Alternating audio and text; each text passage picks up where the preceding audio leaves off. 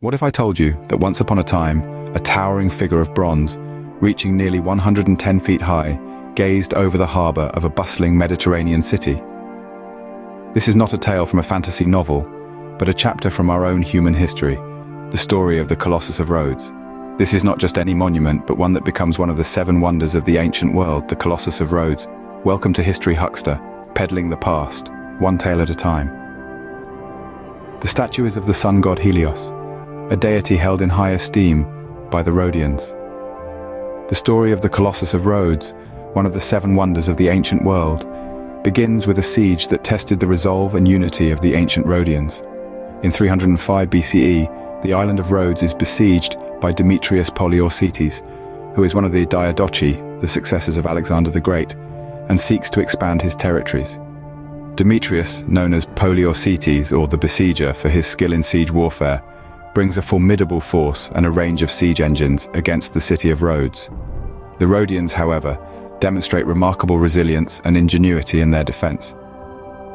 Despite the overwhelming odds, they manage to withstand the siege through effective defensive strategies and the support of Ptolemy I of Egypt, who is an ally and saw Rhodes as a strategic counter to the ambitions of Demetrius. After a year of fruitless efforts and considerable losses, Demetrius lifts the siege and abandons his siege equipment on the island.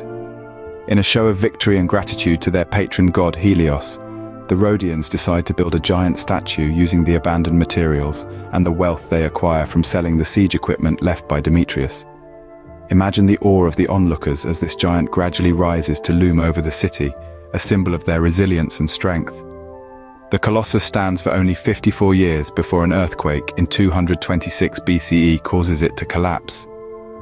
Despite its inevitable destruction, the Colossus of Rhodes remains a symbol of the Rhodians' triumph and resilience, celebrated throughout history as one of the 7 wonders of the ancient world. Now, just following the unveiling of the Colossus of Rhodes for the first time.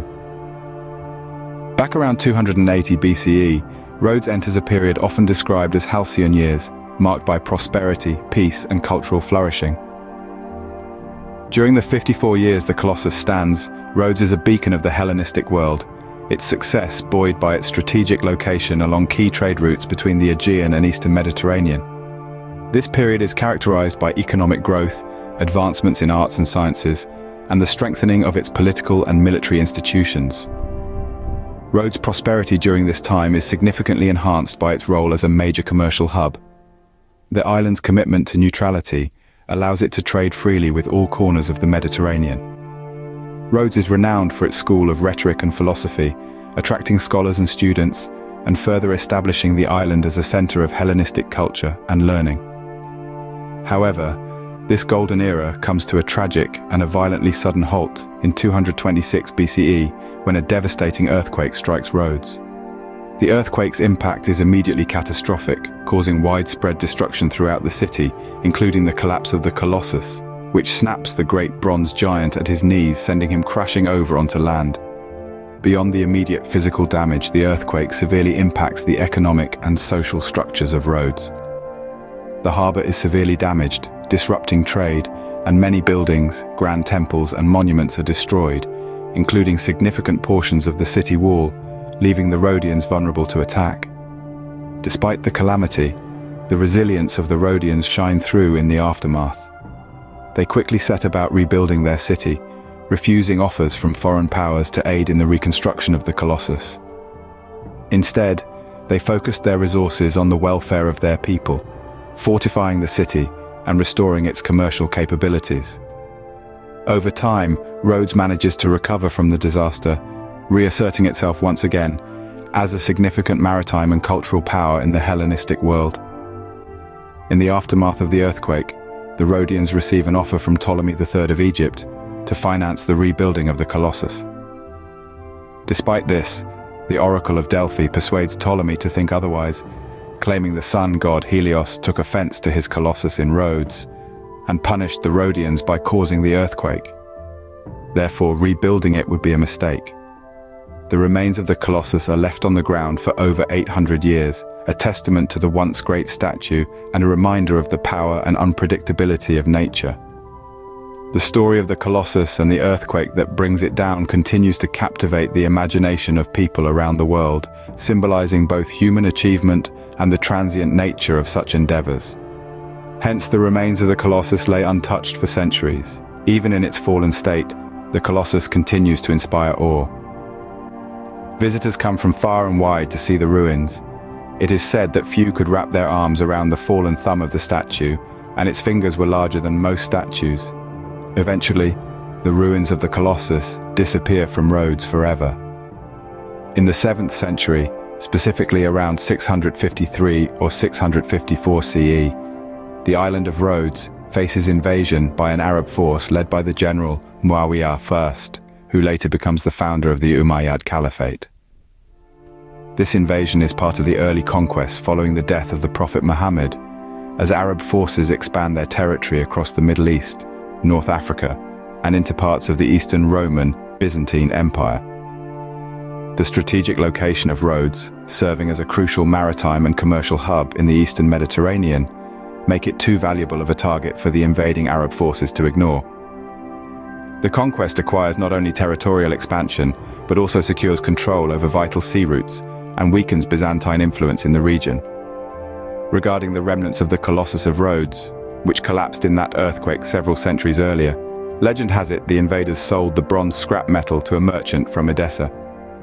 The merchant transports the metal away on the backs of 900 camels, marking the final disappearance of any physical trace of the once magnificent statue. This account, while popularized by several historical sources, is steeped in legend, and there is little concrete evidence to verify the exact details of the transaction or the final fate of the bronze. It very well is possibly nothing more than medieval propaganda and entirely made up. The invasion and subsequent actions, including the dealing with the remnants of the Colossus, underscore the significant cultural and historical changes that occurred in the Mediterranean basin during this period. The fall of Rhodes to Arab forces represented not just a shift in control, but also a moment in the broader narrative of the shifting balance of power in the region during the early Middle Ages. A loss for Rhodes and history, perhaps, but the legacy of the Colossus lives on, inspiring the creators of other monumental statues, such as the Statue of Liberty. After all, the sonnet on her written by the poet Emma Lazarus is entitled The New Colossus. In conclusion, the story of the Colossus of Rhodes is a tale of human ambition, resilience, and ingenuity. It serves as a reminder of our ability to create wonders and the impermanence of even our greatest achievements. It's a story that began with a victory and ended with an earthquake, but its impact resonates far beyond its physical existence, reminding us of the enduring power of human creativity and the ever-present cycle of creation and destruction.